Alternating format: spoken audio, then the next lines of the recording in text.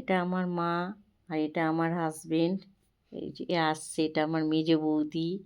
আর দিনটা ছিল 26শে জানুয়ারি। আমার দেরি হয়ে গেছে ব্লগটা দিতে, আমি ব্যস্ত ছিলাম।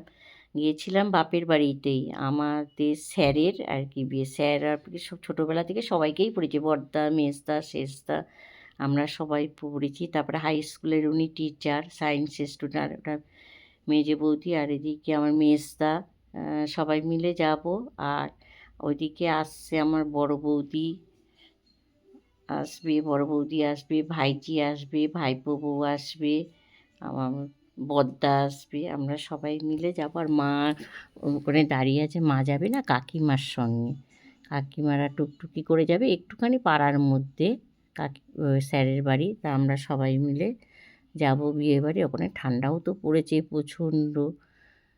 আমরা বিয়ে বাড়ি কি চলে গেলাম, গিয়ে একটু আর কি, ওই যে স্যারের ছেলে আবার না আমার ছেলের বয়সী, আমার ছেলে, বড় ছেলে আর স্যারের ছেলে একই দিনে জন্ম।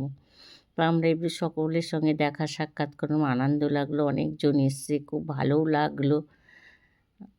আর এদিকে ঘুরছি বিচি সবার সঙ্গে কথা, একটু ফুচকা খেলাম। আর ওখানকারের ফুচকা খুব টেস্টি, গন্ধরাজ লেবু দেয়, আর এত সুন্দর, খুব ভালো লাগে। আমি কলকাতার ফুচকা আমার একদমই ভালো লাগে না।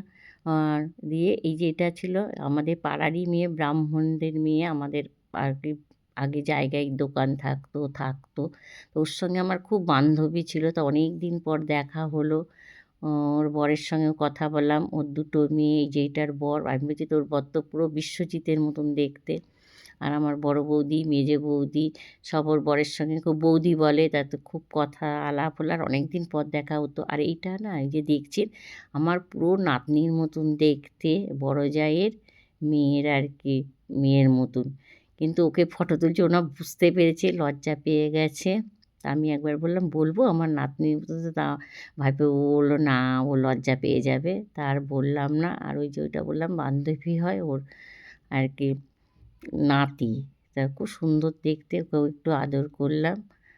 আর এবারে যে সব ঘুরে ফিরে সবারই সঙ্গে গল্প করছি, করতে করতে এবার আপনাদেরকেও দেখাচ্ছি। পাড়ার লোক তো অনেকের সঙ্গেই দেখা হয়েছে, আর খুব মজা লেগেছে, বেশ আনন্দ একটা।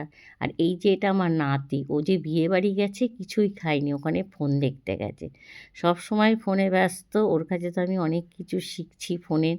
হ্যাঁ, ও যা পারে আমরা যা পারি না, দেখুন ঠিক নিজের মতন। আর এটা একটা আমাদের কাকিমা, পাশের বাড়ি কাকিমা। ছোটোবেলা থেকেই আমরা কাকিমাকে খুব ভালোবাসি, কাকিমাও আমাদের ভালোবাসে। তা মা, কাকিমা, বড় বৌদি সব একসঙ্গেই আছে। তা এইটা আমার জামাইবাবু হয়, তার নাতি। এটা আবার একটা নাতনি, এটা নাতনি, নাতিও আছে যমুজ। আর এটা দিদি, আমার মাস্তুতো দিদি। আর এই জামাইবাবু যে বলছি, তারই আর কি আবার ওই স্যারের সঙ্গে তার জামাইবাবুর বোনের বিয়ে হয়েছে, তার মানে মাস্তুতো দিদির ননদ। বিয়েবাড়িতে গিয়ে, আর এটা আমাদের স্যার, এই যে মধ্যেখানে যেটা, এই স্যারেরই ছেলে। আর এটাও একটা স্যার, এটা আমাদের জিওগ্রাফি নিত, উনি সায়েন্সের হাই স্কুলে, আর উনি জিওগ্রাফি নিত। আর ওই যে দাঁড়িয়ে আছে নাতনি বলছে, ওটা পুরো আমার নাতনির মতনই দেখতে। হ্যাঁ, কিন্তু না লজ্জা পেয়ে যাচ্ছে শুধু ফটো তুলছি বলে। হ্যাঁ, তারপরে মেন কোর্সে চলে এসেছি, খাওয়া ভালোই ছিল, সেগুলো আর ফটো তোলা হয়নি। আর ওখানে খুব আনন্দ করলে, আপনাদের যদি ভালো লাগে একটু লাইক করবেন।